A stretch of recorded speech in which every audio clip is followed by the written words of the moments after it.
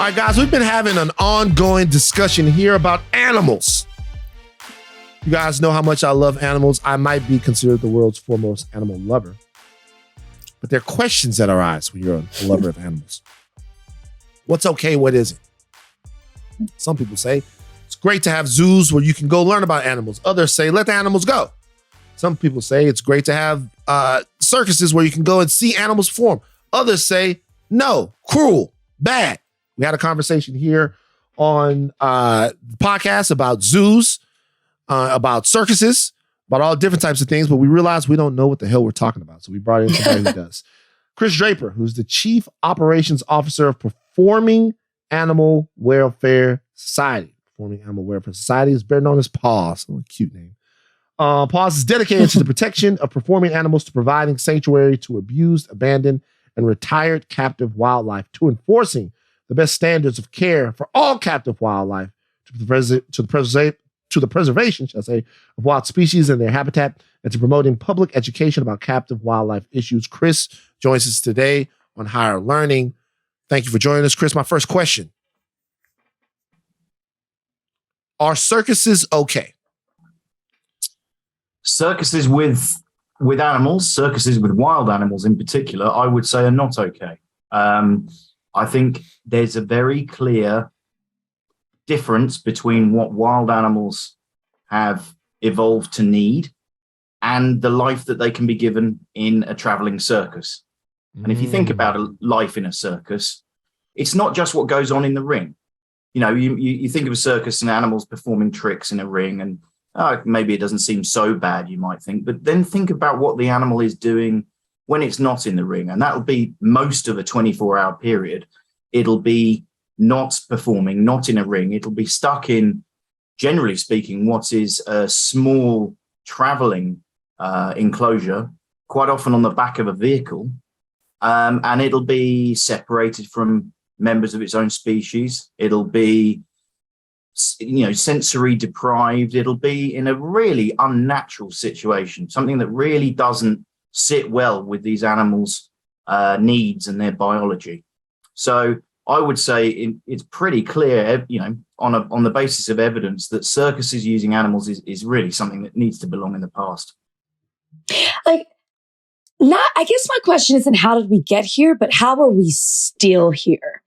I would think that with so many, activists out there, and we're now way more knowledgeable about, the behind the scenes of what's happening with these wild animals. How are we still here?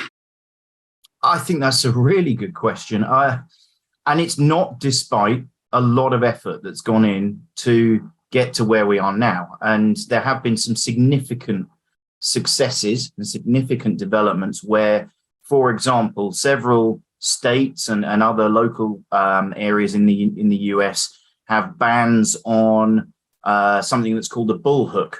And that's a curved, sharp stick that's used to control and the industry would say guide elephants. I think the word guide is probably sugarcoating it, to be honest. These things are aversive. These things are unpleasant for the animal. And they've been banned in a lot of constituencies now. They've been banned in some states, and rightly so. And what's really interesting about banning bullhooks is it means that circuses can't bring their elephants anymore. And that's caused, so these bans have caused a quite a big change where circuses, for the most part, are no longer using elephants in the US. There's still a few that are, I would say, hanging in there and bucking the trend. But I mean, I think their days are numbered. Unfortunately, though, there's still circuses wanting to use things like big cats. And you could argue there's still a demand for people seeing these animals in circuses. And maybe that's what's keeping the last bit of the industry going. But I really think that the tide is turning. I've seen it in not just my lifetime, but my professional lifetime. I've seen attitudes change where the public have gone from thinking that seeing wild animals in circuses and doing tricks as sort of benign and okay and, a bit funny maybe, that people are now very sensitized to it and are really going against that sort of exploitation of animals. And I'm very pleased to see that. So the name of the organization is the Performing Animal Welfare Society. So I'm assuming that there are conditions in which you think performing animals are okay. What would those conditions be? Well, we focus on providing sanctuary and advocacy for animals that are used in performances or have been used in performances. Okay. We don't use them ourselves in performances. No, very far from it.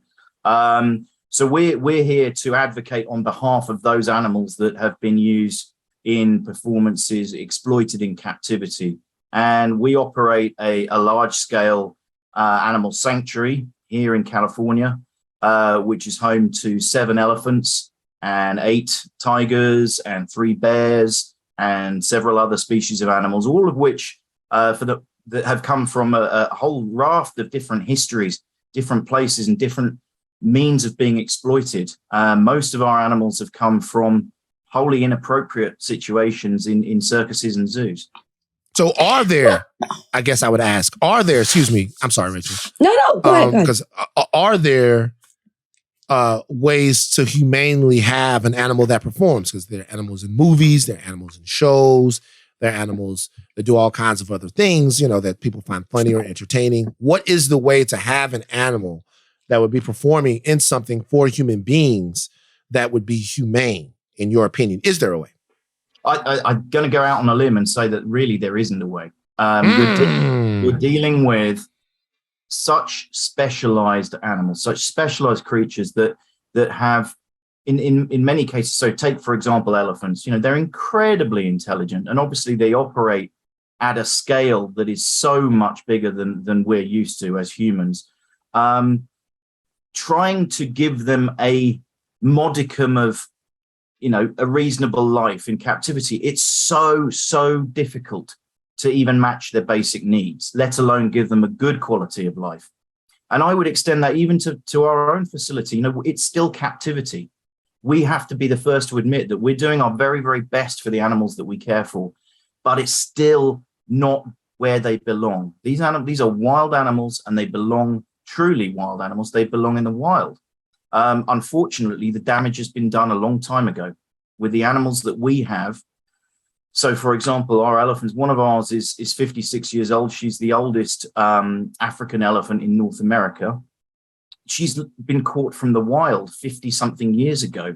There's no going back for her, unfortunately. She now has to live out the rest of her life in captivity. I'm pleased to say that we're doing our very, very best to give her something towards what she needs as a very intelligent and sensitive animal. But we've got to admit that any form of captivity is always going to be a compromise. And that's why I'm pretty confident when I say that using animals like this in captivity, making them perform, even if it's something that's relatively harmless, it's what goes on behind the scenes, what goes on for the rest of their lives that we have to take into account.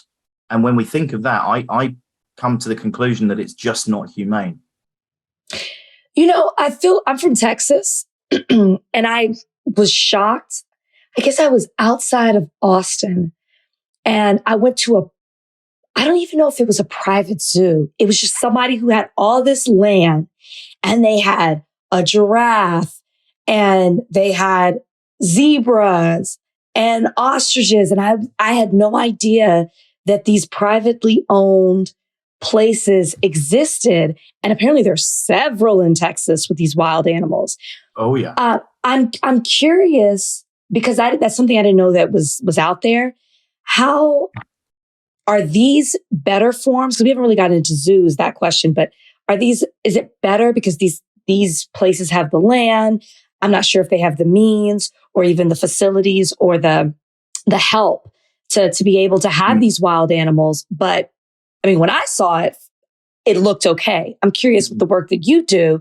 And are you seeing more of these type of locations popping up around the country? Sure. I mean, that sort of situation is surprisingly common. People are often shocked when you tell them, just what it is legal to own in terms of wildlife in the US, in Europe.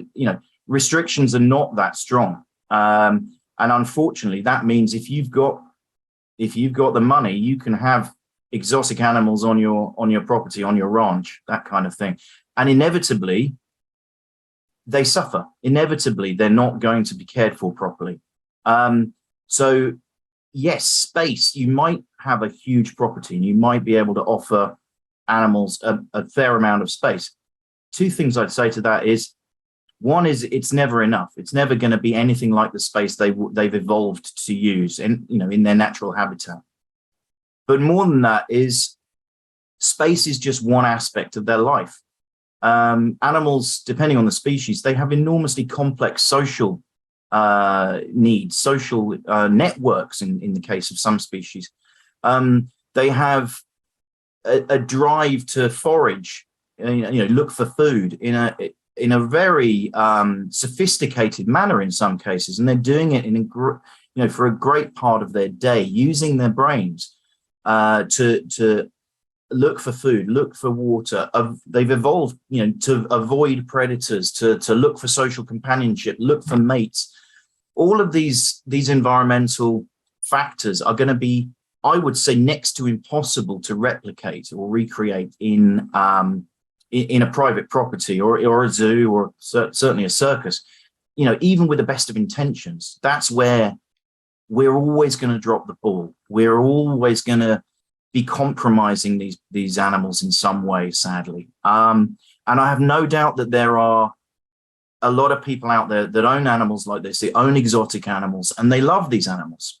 And I have no doubt about that. And they want to do the best for them. But sadly, love isn't enough. It's got to come from what you're offering these animals to live in. And I mean, in my experience, I've never seen anyone do it right. Certainly not for large animals, large mammals. It's so hard to factor in all these different variables of what these animals, need in their life. So yeah, it's just yet another form of exploitation of these animals, unfortunately. And the more that these exotic animals are allowed to be kept in private hands, the more there's a need for facilities like Pause's Sanctuary or others to offer homes when things go wrong.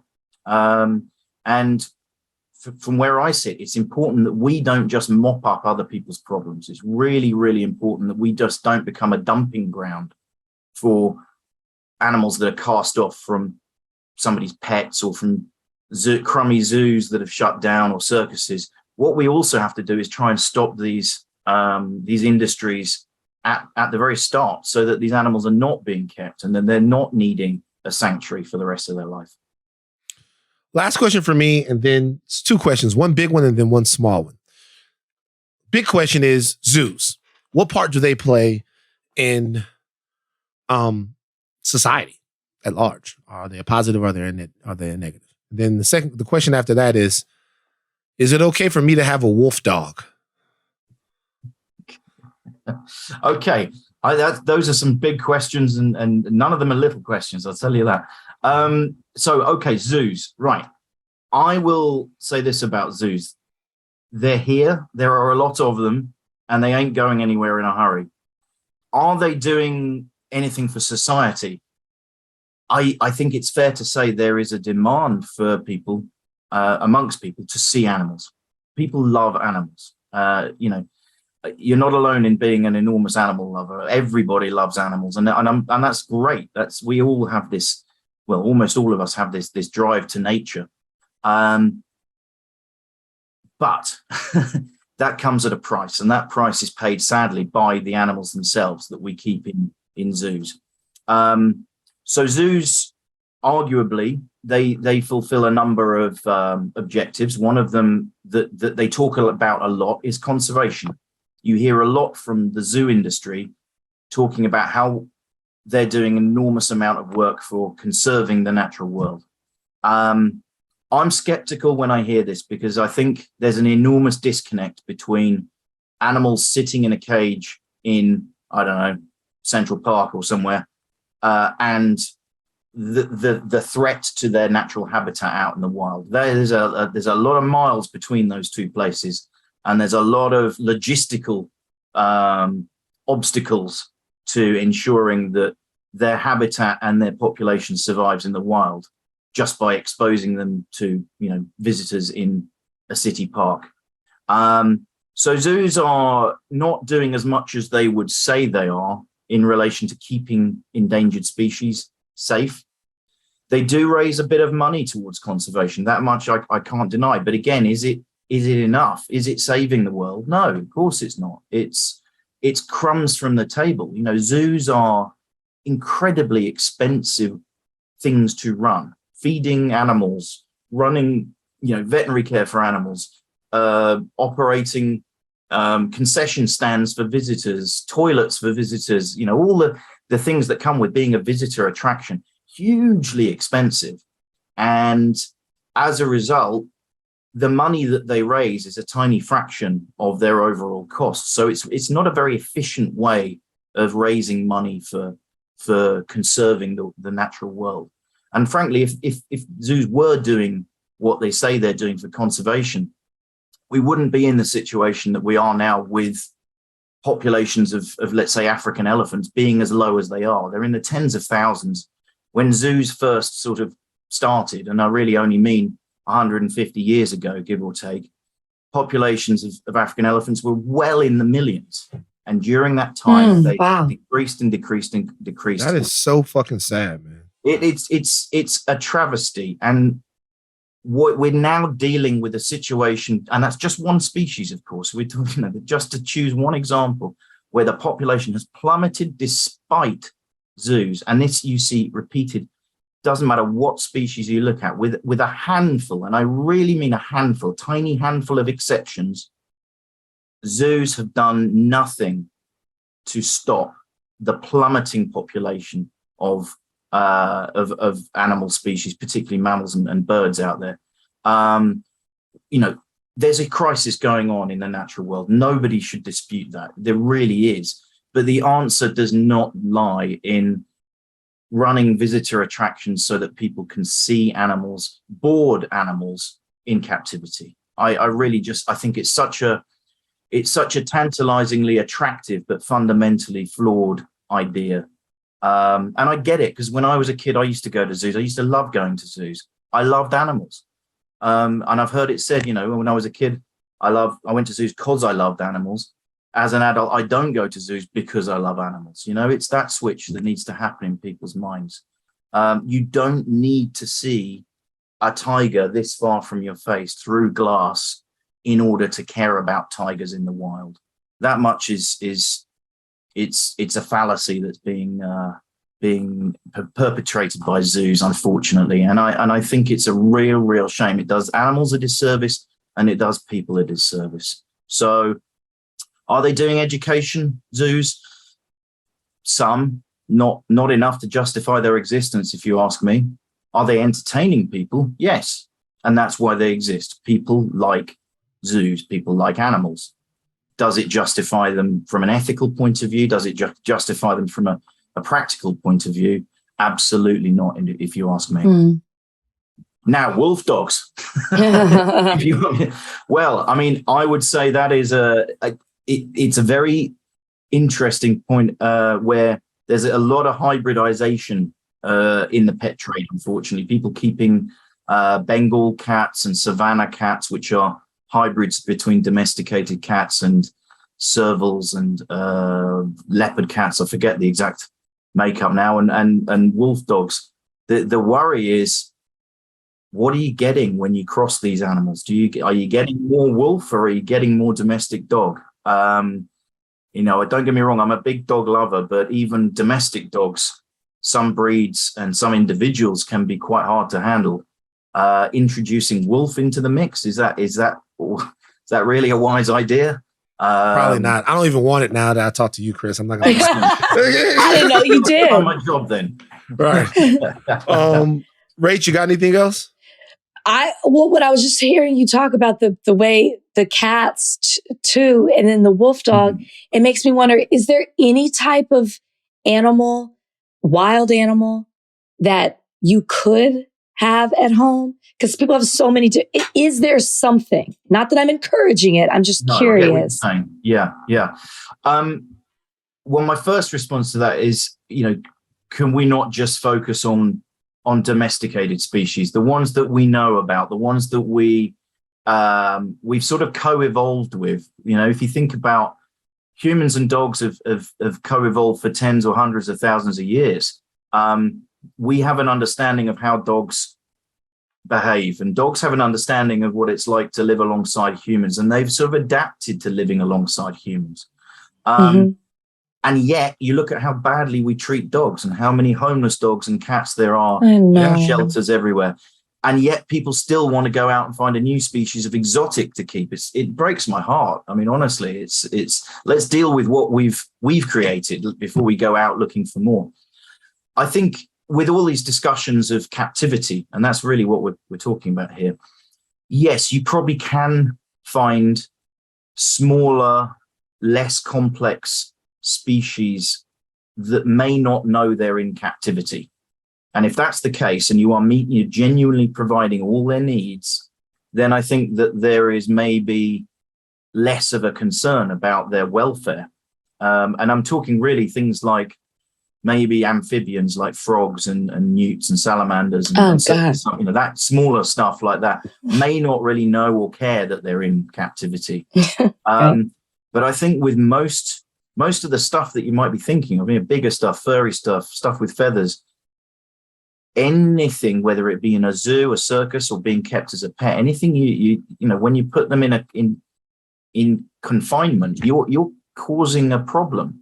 And adding another species to the roster of animals that we might that we're doing bad things to, it kind of it's not necessary. If anyone wants talking about exotic pets, if they want to get something, rescue something, go to the shelter. You might even be able to rescue an exotic. There's plenty of reptiles and snakes being dumped because people don't want them anymore.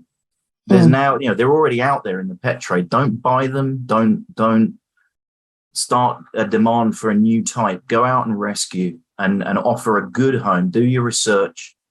Get the right equipment. Ask experts, genuine experts. Don't, Dr. Google is not a good expert on many of these, unfortunately. Chris, I'm coming to see you guys, man. You're welcome anytime. Be delighted to show you around what we do. I'm going to come up there. Scones on me. I can tell you like a good scone. Always. Scones on me. That's Chris Draper. I say scone. Scone. It's scone. Am I wrong? Scone. Okay, scone. He's never going to say it the other way again, Chris. Scone. In the UK, whether you say scone or scone. Okay, scones on me, man. I'm going to come up there and hang out with you guys.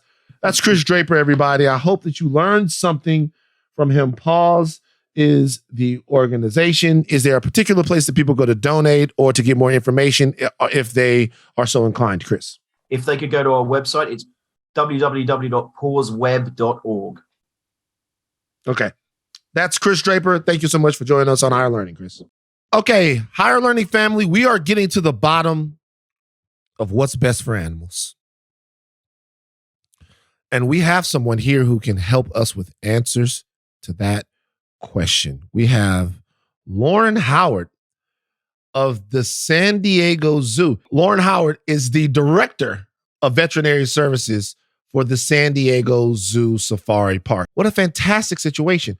Oversees the care of more than 3,000 animal residents of the park. Lauren is also called upon to provide veterinary consultation and assistance for animals in natural habitats, working to overcome challenges arising as some of these species are threatened with extinction. Houston Zoo, San Diego Zoo, and the San Diego Zoo Safari Park. Lauren, thank you so much for joining us here on Higher Learning. I want to tell you something. I've recently become obsessed with animals. Just recently? Yes. I've always loved animals, but recently I've really become obsessed with the plight of animals in our world, in our natural world. Mm-hmm. And there are all these questions that are arising in my head. Like, how do you be an advocate for animals? My relationship with Mountain Lion, my relationship with P22, Talked a lot to Dr. Beth Pratt. And we have a central question here on higher learning, which is what is, should I say, the place of zoos in conservation, protection, and advocating for animals? We had somebody on the other side here, an activist that is against the concept of a zoo. We have you, Lauren, here, someone who's dedicated their lives to the care of animals, and I would assume the conservation of animals. What role do zoos play in this? Are zoos a good thing or a bad thing? That's a great question about the role of zoos today as far as taking care of animals and conservation. And, the role of zoos has changed and evolved over the past several decades. And even in my course of the last 20 years that I've been a zoo professional. And I'm really proud of what zoos are now and what zoos are striving to be and what zoos will be in the future. When they started out, they were just menageries, collections of animals. And then it was more about figuring out the best way to care for the animals and how do you feed this animal versus that animal.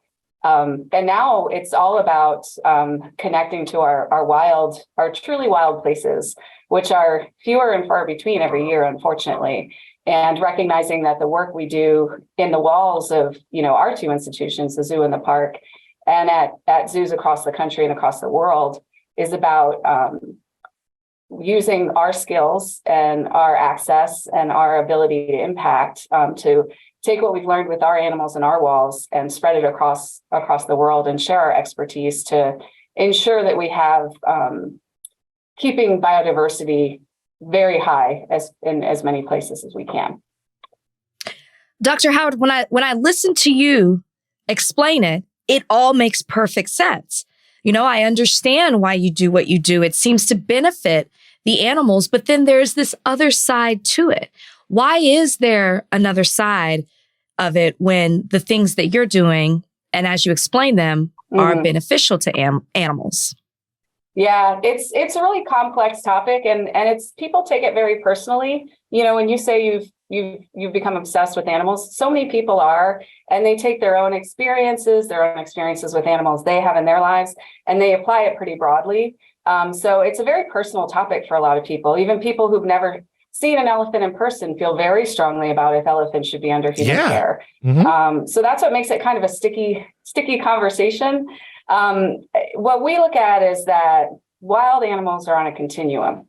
And the one end of the continuum is your dog and lying on your couch right now, enjoying peace and quiet while you're at work. And the other end of the continuum is those truly, truly wild spaces where animals do not have borders or fences or do not require human management.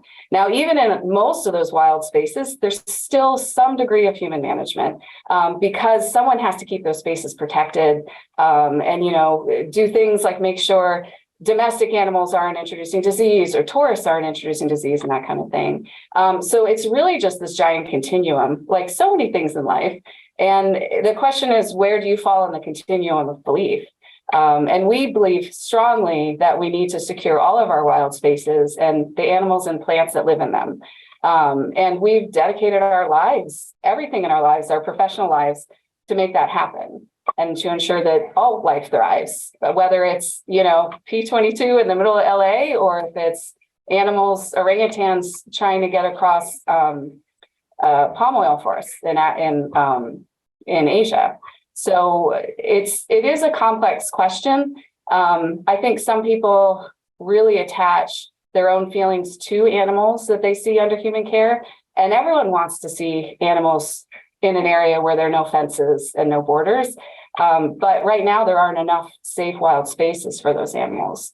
So we're going to continue to do everything we can to keep the animals that we do care for safe and healthy, and then develop the expertise so we can take that on the road and help those animals in other wild places as well. To that point, there are several animals that are under threat of extinction. They, Lauren, let me be real with you. The more I love animals, the less I love people. It's just mean. It's mean. I think of P-22 bravely crossing freeways. I think of animals that are trying to live their lives. I look at all this open space out here in Los Angeles. I see a bunch of buildings. And I think, maybe there should be more mountain lion out there doing their thing. So what I'm wondering now is, for someone who wants to be involved, who wants to split the baby here, who it's not about the zoos, it's not about no zoos, it's about the animals themselves. Like, what does a regular, normal person do to ensure that these species that are threatened receive the support and help that they need to have numbers where they can thrive again in the wild? Do zoos help threatened species? Zoos definitely help threatened species. There's a lot of ways we contribute. Like I said, we develop the expertise. So if there's a medical condition or a challenge in trying to feed a certain animal, we can get that sorted out. So then if we are ready to introduce that species, that's not a limiting factor. There's a lot of decisions people can make in their everyday lives just to contribute to a greener, more sustainable planet. And it's all connected. Reducing, all of your consumption, reducing your carbon footprint, all of that contributes to reducing climate change. And climate change is definitely a threat to a lot of our wild spaces and our wild species and our biodiversity. So even if you don't have $1,000 to donate to a conservation project, the simple acts you make every day and the decisions you make and the decisions you teach your children to make about drinking straws and plastic bottles and all that helps everything we're trying to do. Now, at the San Diego Zoo Wildlife Alliance, we have 8 different conservation hubs focused in different areas in the world, where we have a lot of amazing conservation programs. Everything from relocating animals to community engagement, behavior change, trying to reduce consumption of animal parts. And there's a lot of great information on our website about different ways to help there. At a zoo, can an animal really live the life they were intended to live? That is a really good question. Can an animal really live the life it's intended to live? The way animals live under human care, it does look a little bit different than the way animals live when they're in a truly wild space. It's kind of like living with your parents, actually, where some things are better and some things are worse, because there's no threat of predators in when they're under human care at a zoo or safari park. Usually food is pretty consistent, although we do try to offer it in ways that it's not the exact same time and place all the time. So there's a little bit of change there. You play war games with the animals. Yes. This is what I like to hear. What do you do? I'll do this with Bozeman. What do you do? You play wily games with the animals so they have to hunt their food. This is what I'm into, Lauren. Yeah. They have these, what we call stable feeders. So this is taken from, domestic horses that we can use for our elephants. And they're basically a timed vending machine for hay. So we can put them in different areas and they go off at completely random times, and they're not associated with a person. So the elephants have to pay attention and notice when something like that happens. We do a lot of scatter feeding for some of our animals, and some of our carnivores, we do occasional carcass feeding, where instead of, their typical diet of a healthy balanced meat diet, we'll actually give them a part or a whole lamb carcass, say, for them to use all those natural behaviors. So there's a lot of different ways we can change things up and keep things interesting. So we are trying to mimic and not mimic, but induce or encourage natural behaviors as much as possible. Now, there are some things that, we can't mimic in the wild. Like in San Diego, the weather is amazing all the time. And actually, our rhino team had created a year-long focus on weather change for the rhinos. They called it the Big Year, and they mimicked the 4 seasons that those white rhinos would have seen in Africa, including creating like a flood and lots of water in the habitat at a certain time of year. And they even worked with nutrition to change the kind of food they gave them to mimic, like in this time of year, they wouldn't get this very, very succulent stuff. They would get drier stuff. So that's one of the things that's so inspiring about working in a place like this is everyone's thinking all the time and using their own skills and their own experiences to figure out how to make things better for the animals. And as the veterinary team, we're a part of that, but we're not the only ones. Everyone's doing a great job here. Can you tell if the animals are happy? Mm-hmm. Can you tell if the animals are happy? I look at my dog sometimes and I wonder that too, because she kind of has this doleful look on her face all the time. What we look for is, again, that exhibiting natural behaviors. And happy is a hard word, but are they living their best life? Are they showing those natural behaviors? Things like self-care and grooming. So self-care is really important to animals, and it's a behavior that you don't always see when an animal is frightened or undernourished or stressed out.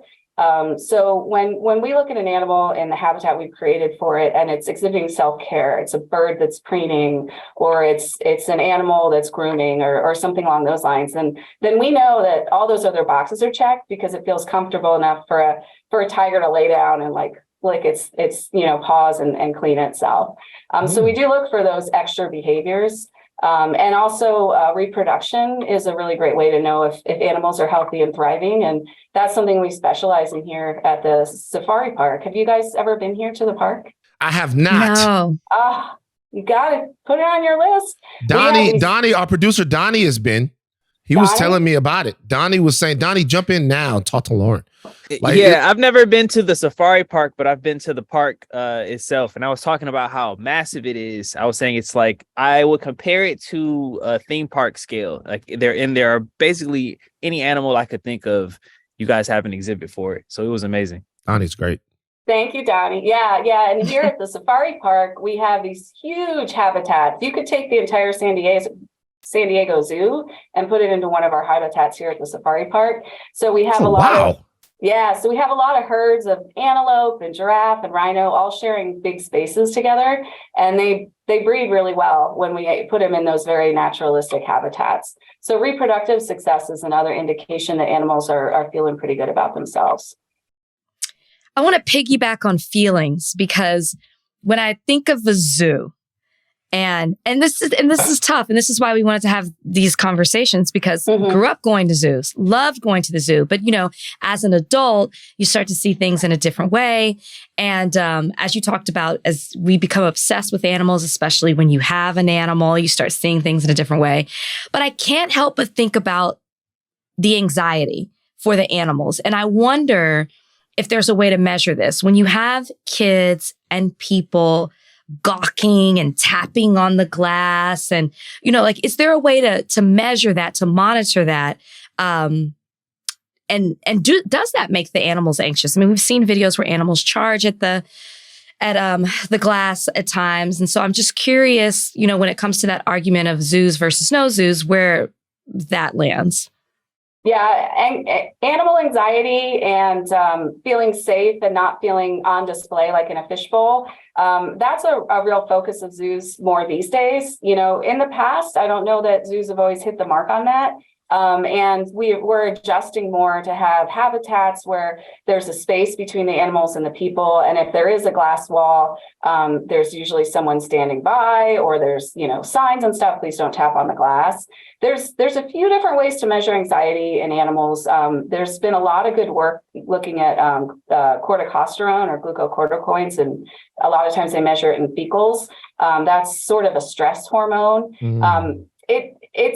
It's not exact. It can change throughout the day, even if you're not stressed, based on, diurnal rhythms or whatever. But there's a lot of really good researchers who have been trying to use that. And then we do a lot of what we call ethograms, where we look at the behavior of an animal. And we even have volunteers with charts, like every 5 minutes, what is the animal doing?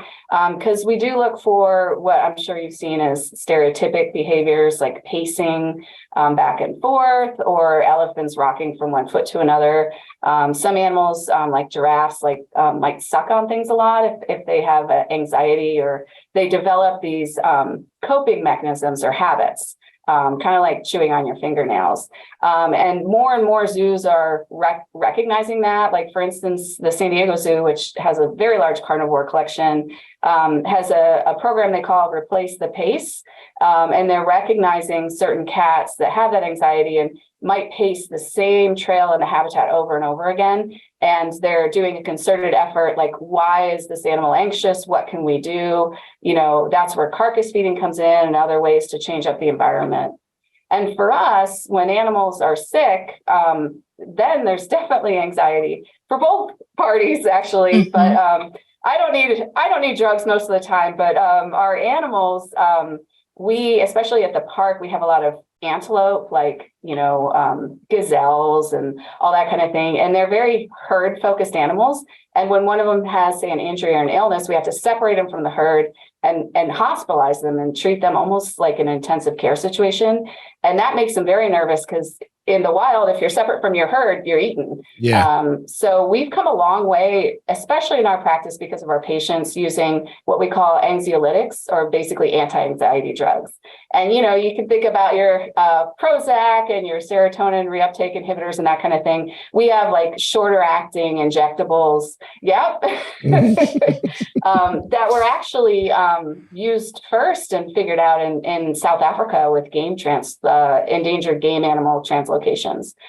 So we've actually figured out, we actually just had a springbok in the hospital for a week, which 5 years ago wouldn't have been possible because they get so anxious when they're separated from their herd. But we were able to manage her with a lot of treatments and a lot of medications to get her injury and her illness resolved. And now she's being discharged today. So they're very tricky patients. And for us, it's not really about what our limits are, because we have an amazing facility and really smart people here, but it's more about the limits of what the animals will let us do for them, because sometimes we do have to worry about that anxiety part of things. That was probably a really long answer. I enjoyed it. This is great. Lauren, I want to introduce you to a concept, and this is my last question. This concept is called AR, animal retribution. Hear me out. I just came across this headline. Ex-NFL defensive lineman Derek Wolfe kills massive mountain lion in Colorado. This is a huge, beautiful mountain lion, and he's got his hands around it. So it's time for me to make this guy a celebrity all over everything and make him look like the, excuse my language, asshole that he is for killing this gigantic, beautiful creature here for no other reason than for sport. This is where animal retribution comes in.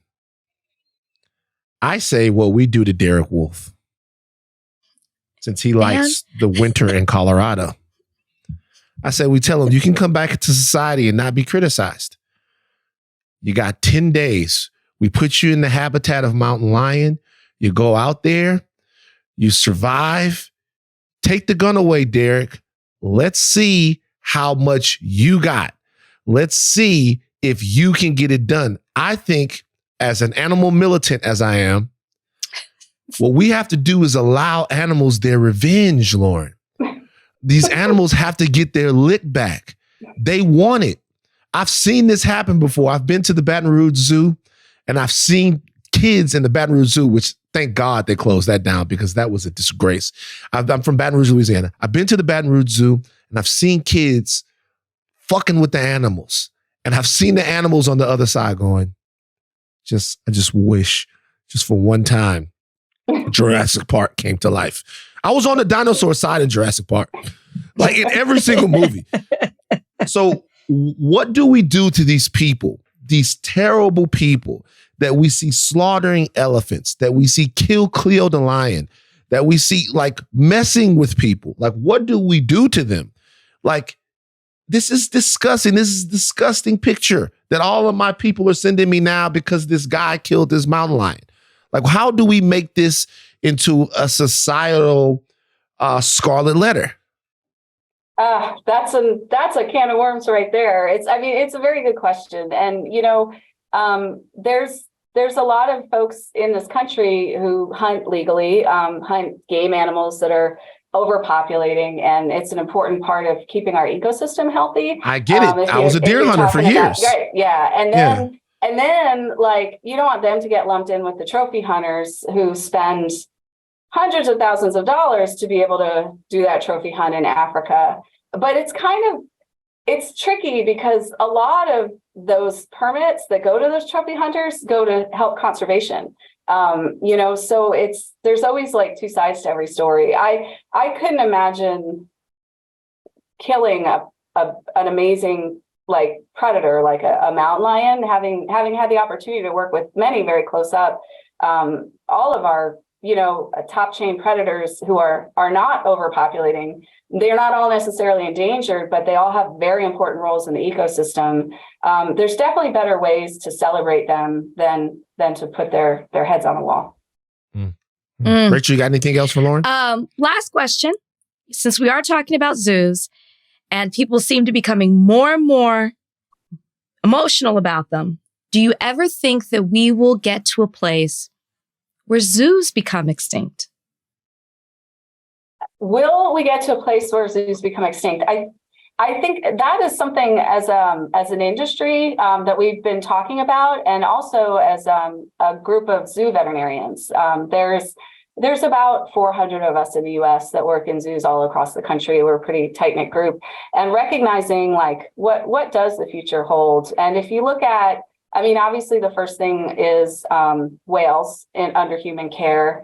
Those are no longer being bred under human care. And in another 10 years, when the ones we have die out, they probably won't be visible outside, the wild. And elephants are one of the next species that people are coming after. And there have been quite a few zoos who have gotten out of caring for elephants because of the pressure. Fortunately, there's other institutions that face the pressure, add extra resources, and make sure that we're caring for elephants the way that we should be, like we are here. I would like to think that the only reason zoos would completely become extinct is if they're no longer necessary, which means that we get those wild spaces and those safe habitats back, and they can live there. But no matter how many wild spaces there are, we're not all going to be able to visit them. Not everyone has the funds for that.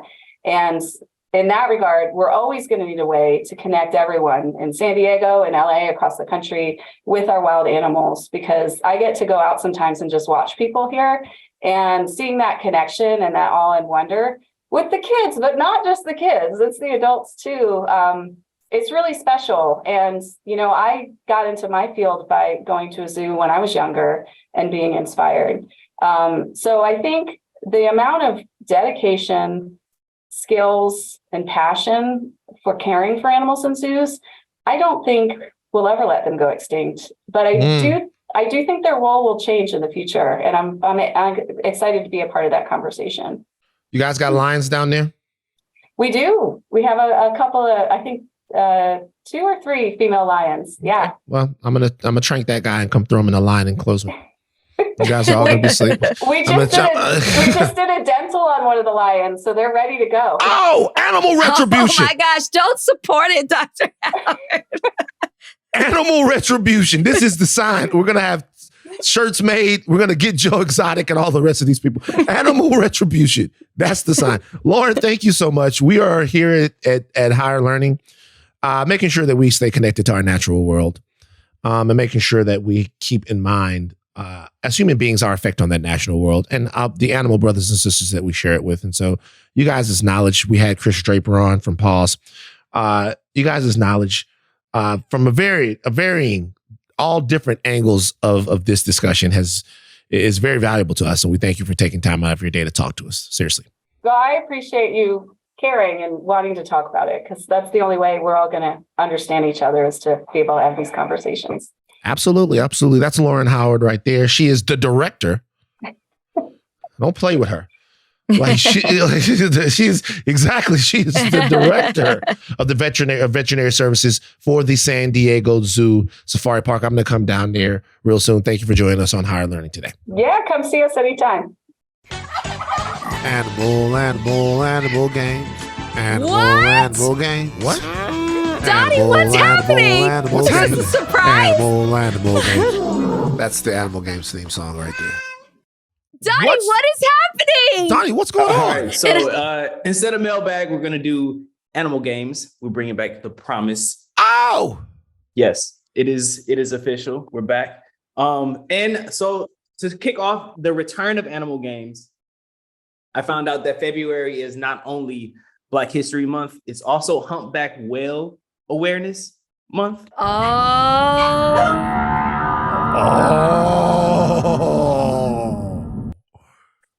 So with that in mind, I got some whale questions for everybody. You Sweet. included, Ashley. So Oh no. to determine who's going to go first, though, I want each of you to give me your best humpback whale impression. Can I hear it again?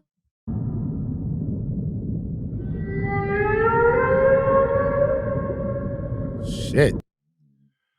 Okay. Oh my God. Where Should to I go start? first? Yeah, go ahead.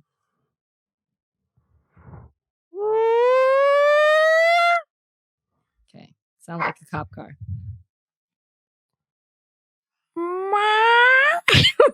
Jesus Christ. Laughing. Rachel, Wait, hey, by the way, Rachel, freeze that.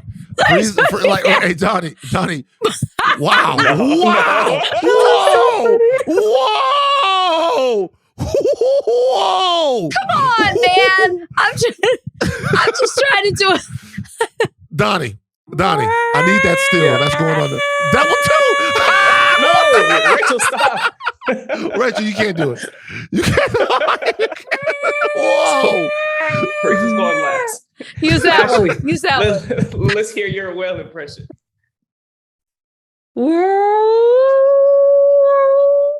Okay, Ashley's in last place. Ashley's in last. Ashley sucks. That was great. I don't know what you guys are talking about. All right, yeah, that wasn't that bad. So I'm gonna say Van first, Ashley second, Rachel third. All right. What? Yeah, I was sorry. clearly Rachel, distracted. you couldn't even get through it without doing full-on porn on the podcast. So, okay. What are we doing? Okay, let's go. Okay, so the first round of questions are going to be true or false. Van, true or false? Humpback whales have the largest teeth of any whale species. False.